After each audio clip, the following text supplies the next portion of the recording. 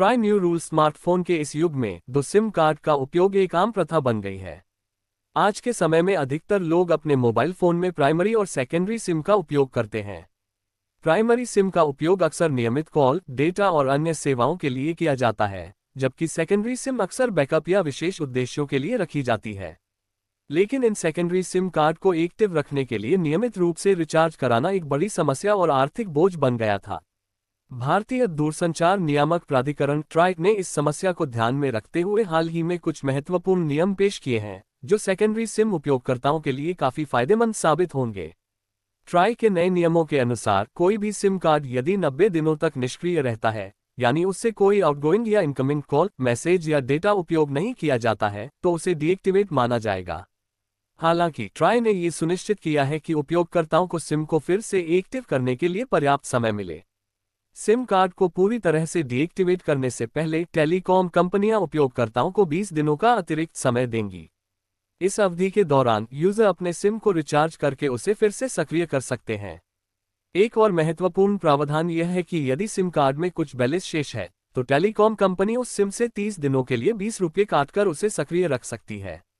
ये नियम विशेष रूप से उन उपयोगकर्ताओं के लिए फायदेमंद है जो अपने सेकेंडरी सिम का उपयोग कम करते हैं लेकिन फिर भी उन्हें एक्टिव रखना चाहते हैं। यदि कोई सिम कार्ड 90 दिनों तक बिल्कुल भी उपयोग नहीं किया गया है और उसमें कोई बैलेंस भी नहीं है, तो उसे डीएक्टिवेट कर दिया जाएगा। डीएक्टिवेशन के बाद उस मोबाइल नंबर को टेलीकॉम कंपनियों द्वारा दूसरे उपयोगकर्ताओं को रिसाइकिल भी किया जा सकता है। लेकिन ट्राई ने उपयोगकर्ताओं के हितों का भी ध्यान रखा है। सिम कार्ड के डीएक्टिवेट होने के बाद भी उपयोगकर्ताओं को अपने नंबर को पुनः सक्रिय करने के लिए 15 दिनों का ग्रेस पीरियड मिलेगा। इस अवधि के दौरान वे अपने सेवा प्रदाता की कस्टमर सर्विस से संपर्क करके या किसी टेलीकॉम स्टोर पर जाकर अपना नंबर दोबारा चालू करवा सकते हैं। सिम कार्ड नियमों के अलावा भारत सरकार ने हाल ही में राष्ट्रीय ब्रॉडबैंड मिशन 2.0 का शुभारंभ किया है। इस महत्वाकांक्षी परियोजना का प्राथमिक उद्देश्य भारत के ग्रामीण क्षेत्रों में ब्रॉडबैंड कनेक्टिविटी को बढ़ावा देना है। मिशन के तहत वर्ष 2030 तक देश के लगभग 2.70 लाख गांवों में ऑप्टिकल फाइबर केबल बिछाने की योजना है। यह एक महत्वपूर्ण कदम है जो ग्रामीण भारत को डिजिटल दुनिया से जोड़ेगा। इस परियोजना के माध्यम से ग्रामीण इलाकों के स्कूल, प्राथमिक स्वास्थ्य केंद्र, आंगनवाड़ी केंद्र और पंचायत कार्यालयों को उच्च गति वाले ब्रॉडबैंड इंटरनेट से जोड़ा जाएगा। राष्ट्रीय ब्रॉडबैंड मिशन 2.0 का उद्देश्य डिजिटल इंडिया मिशन को मजबूत करना और ग्रामीण क्षेत्रों में इंटरनेट कनेक्टिविटी को बेहतर बनाना है।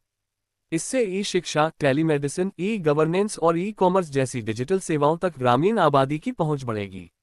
उपयोगकर्ताओं की सुविधा के लिए सरकार ने संचार साथी नामक एक मोबाइल एप्लीकेशन भी लॉन्च किया है।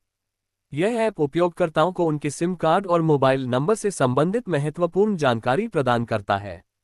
संचार साथी ऐप के माध्यम से उपयोगकर्ता अपने सिम की वर्तमान स्थिति की जांच कर सकते हैं, डीएक्टिवेशन और रिचार्ज से संबंधित समस्याओं का समाधान पा सकते हैं और दूरसंचार सेवाओं से जुड़ी अन्य सुविधाओं का लाभ उठा सकते हैं। यह ऐप उपयोगकर्ताओं और टेलीकॉम सेवा प्रदाताओं के बीच एक सेतु का काम करता है, जिससे सेवाओं में पारदर्शिता बढ़ती है।